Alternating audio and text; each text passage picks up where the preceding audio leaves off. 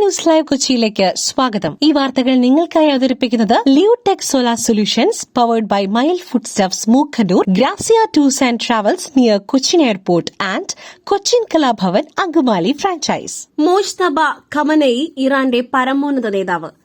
കൊല്ലപ്പെട്ട ആയത്തുള്ള അലി ഖമനയുടെ മകൻ മുജ്തബ ഇറാന്റെ പുതിയ പരമോന്നത നേതാവ്. ഖമനയുടെ രണ്ടാമത്തെ മകനാണ് മുജ്തബ ഖമനയി.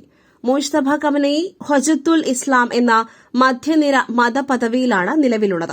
ഇറാന്റെ ഭരണ സംവിധാനത്തിൽ നിർണായക സ്വാധീനമുള്ള വ്യക്തിയാണ് മുജ്തബ.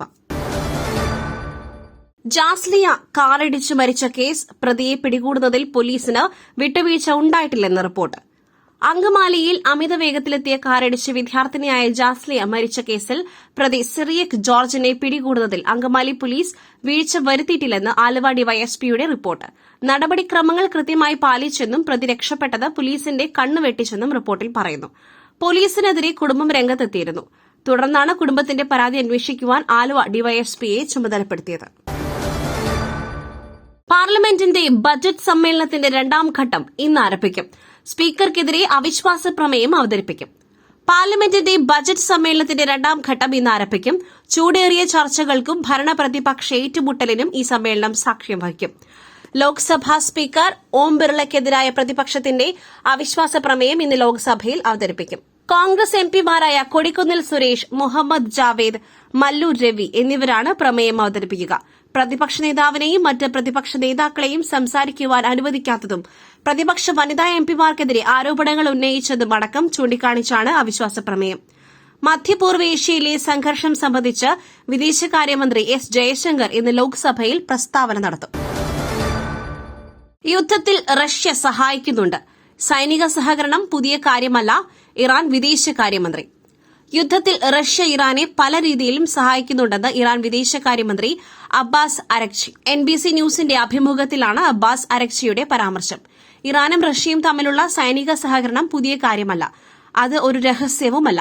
റഷ്യ രഹസ്യ വിവരങ്ങൾ നൽകുന്നുണ്ടോ എന്ന ചോദ്യത്തിന് പല രീതികളിലും സഹായിക്കുന്നു എന്നായിരുന്നു അരക്ചിയുടെ മറുപടി. ആ ബന്ധം മുൻകാലങ്ങളിൽ ഉണ്ടായിരുന്നു, ഇപ്പോഴും തുടരുന്നു, ഭാവിയിലും തുടരുമെന്നും അബ്ബാസ് അരക്ചി വ്യക്തമാക്കി. സൌദിയിൽ മിസൈൽ ആക്രമണത്തിൽ ഇന്ത്യക്കാരൻ ഉൾപ്പെടെ 2 പേർ മരിച്ചു, 12 പേർക്ക് പരിക്ക്. സൌദിയിൽ മിസൈൽ ആക്രമണത്തിൽ ഇന്ത്യക്കാരൻ ഉൾപ്പെടെ 2 പേർ മരിച്ചു. അൽ ഖർജിലെ ലേബർ ക്യാമ്പിൽ മിസൈൽ പതിച്ചാണ് മരണമുണ്ടായത്. മിസൈൽ ആക്രമണത്തിൽ 12 പേർക്ക് പരിക്കേറ്റു. പരിക്കേറ്റ 12 പേരും ബംഗ്ലാദേശ് സ്വദേശികളാണെന്നാണ് പുറത്തുവരുന്ന റിപ്പോർട്ടുകൾ. ക്ലീനിംഗ് കമ്പനിയുടെ താമസ സ്ഥലത്താണ് മിസൈൽ പതിച്ചത്. പുട്ടു രുചികരമാവണമെങ്കിൽ മയിലിന്റെ പുട്ടുപൊടി തന്നെ വേണം. അതിന് ചെമ്പാപ്പുട്ടാണെങ്കിലും അങ്ങനെ തന്നെ. Mile rice and food products, ശ്രേഷ്ഠം സമ്പുഷ്ടം. ഇറാനിലെ ഭരണമാറ്റമാണ് ഇസ്രായേലിന്റെയും അമേരിക്കയുടെയും ലക്ഷ്യം എങ്കിൽ അതിന് പിന്തുണ ലഭിക്കില്ല, മുന്നറിയിപ്പുമായി ചൈന.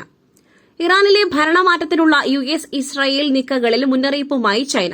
ഭരണമാറ്റത്തിനുള്ള നീക്കത്തിന് പൊതുജന പിന്തുണ ലഭിക്കില്ലെന്ന് ചൈനീസ് വിദേശകാര്യമന്ത്രി വാങ് യി പറഞ്ഞു.